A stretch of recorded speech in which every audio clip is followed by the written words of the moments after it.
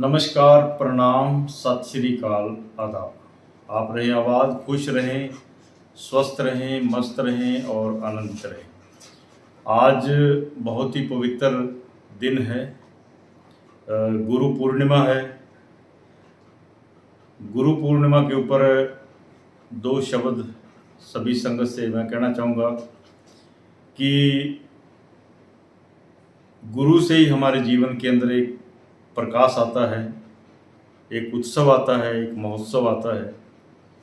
और आज के दिन सभी सद्गुरुओं के चरणों में चरण वंदना करता हूँ और जो गुरु साहिबान हैं उनके चरणों में भी चरण वंदना करता हूँ। जहाँ से भौतिक शिक्षा मिली उन्हीं टीचर साहिबानों, गुरुजनों के चरणों में चरण वंदना करता हूँ। तो गुरु की महिमा जो है वो इस मुख से नहीं गाई जा सकती। हिंदू धर्म में एक श्लोक आता है, गुरुर ब्रह्मा गुरुर विष्णु गुरुर्देवो महेश्वरा गुरु साक्षात पार ब्रह्म तस्मै श्री गुरुवे नमो। तो आज के दिन गुरुदेव के चरणों में वंदन करता हूँ। और कबीर साहब को जब जीवन में प्रकाश आया और जब उनका परमात्मा से मिलन हुआ तो उस समय, उस घड़ी, उस पल उन्होंने जो एक श्लोक उच्चारण किया वो बहुत ही अजब था कि गुरु और परमात्मा जब दोनों आमने सामने खड़े थे तो कबीर साहब ने जो महिमा गाई वो बड़ी अजब थी कि गुरु गोविंद दोनों खड़े काके लागू पाए, बलिहारी गुरुदेव को जो गोविंद दियो मिलाए। तो गुरु की महिमा जो है बड़ी अपरंपार है और गुरु के चरणों से ही हमें अपने जीवन को सफल बनाने, आनंदित करने और इसको परमात्मा तक पहुंचाने का जो है मार्ग, रास्ता हमें मिलता है। और कई लोग ये सवाल भी करते हैं कि आपके स्वामी जी, आपके गुरु कौन हैं? तो पूरी दुनिया के अंदर जितने भी धर्म हैं उन धर्मों को जो चलाने वाले, जिन्होंने प्रकृति के धर्म को आगे बढ़ाया, तो उन सब धर्मों के जो सद्गुरु हैं उनसे मैंने बहुत सी शिक्षाएं ग्रहण की। जैसे पूरी दुनिया के अंदर मेन 4 धर्म हैं और जो हमारा हिंदू धर्म है उसके अंदर गुरु के बगैर मुक्ति भी नहीं, गुरु के बगैर ज्ञान नहीं आता है।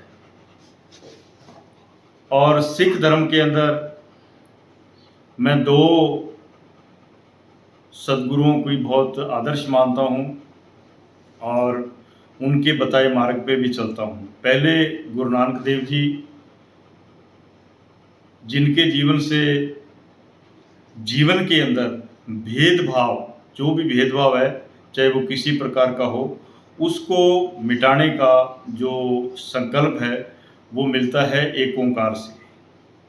उसके बाद गुरु तेग बहादुर जी को मैं अपने जीवन का एक आदर्श मानता हूँ और उनको सद्गुरु मान करके उनकी शिक्षा, उनके जीवन से जो मुझे मिला वो ये था कि गुरु तेग बहादुर जी जैसा त्याग और बलिदान वो हमें एक शिक्षा मिलती है और वैसा ही जीवन में होना चाहिए। भगवान बुद्ध ने जो शिक्षा दी कि अप दीपो भवः, कि अपने दिए जो है आप खुद बनो, खुद अपने जीवन के अंदर एक प्रकाश पैदा करो और उसी प्रकाश से अपना मार्ग खुद ढूंढो।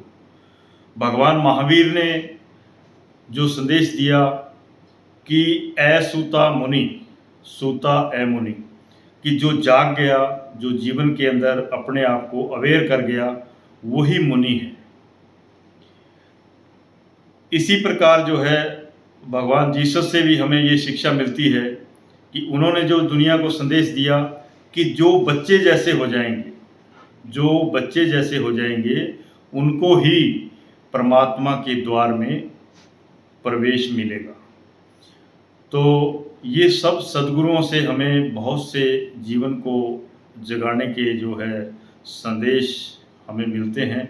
और सबसे बड़ी बात ये होती है कि हम बताए हुए सद्गुरुओं के मार्ग के ऊपर चलें और उनका अनुभव करें।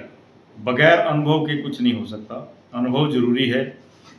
इसके साथ भौतिक शिक्षा में अगर मैं देखूं तो मेरे जीवन के अंदर आचार्य रजनीश जी से बहुत कुछ मुझे मिला। उनके जो अनुभवी जो वो 7 चक्रास से के ऊपर बोलते थे, जब भी वो बोलते थे तो 7वें मंडल से बोलते थे। उनके जो विचार और भाव से, उनके जो अनुभव से मेरे जीवन के अंदर बहुत सारे बदलाव आए। इसके बाद जब भौतिक शिक्षा की बात करें तो जो एक गणित की पढ़ाई थी, तो राय सिंह नगर के अंदर एक हमारे गुरुजन थे भक्तेंद्र सिंह कक्कड़, उनके जीवन से मुझे बहुत कुछ सीखने को मिला। इसके बाद जब हम प्राइमरी में थे, मिडिल में थे, तो हमारे यहाँ हरीश चंद्र जी मैनी थे, उनके जीवन से भी मुझे बहुत कुछ सीखने को मिला। और एक हमारे मैडम थे दर्शन कौर, जिनसे जो कि एक इंग्लिश के बहुत अच्छे टीचर थे, अध्यापक थे, तो उनके जीवन से भी बहुत कुछ सीखने को मिला। तो इस प्रकार नीचे से लेके ऊपर तक हमारे को हमारे शिक्षकों से और हमारे संतजनों से, हमारे गुरुओं से और हमारे सद्गुरुओं से हमें जीवन में बहुत कुछ मिलता है। तो आज के इस शुभ दिन के ऊपर मैं सबको गुरु पूर्णिमा की बधाई भी देता हूँ और अपने अपने गुरुजनों का पूरा दिल से जो है हमें आदर करना चाहिए, उनकी आज्ञा को मानना चाहिए और उनकी सेवा के अंदर रत रहना चाहिए, पूरी तरह समर्पित भाव से। यही आज का संदेश है। धन्यवाद, नमस्कार।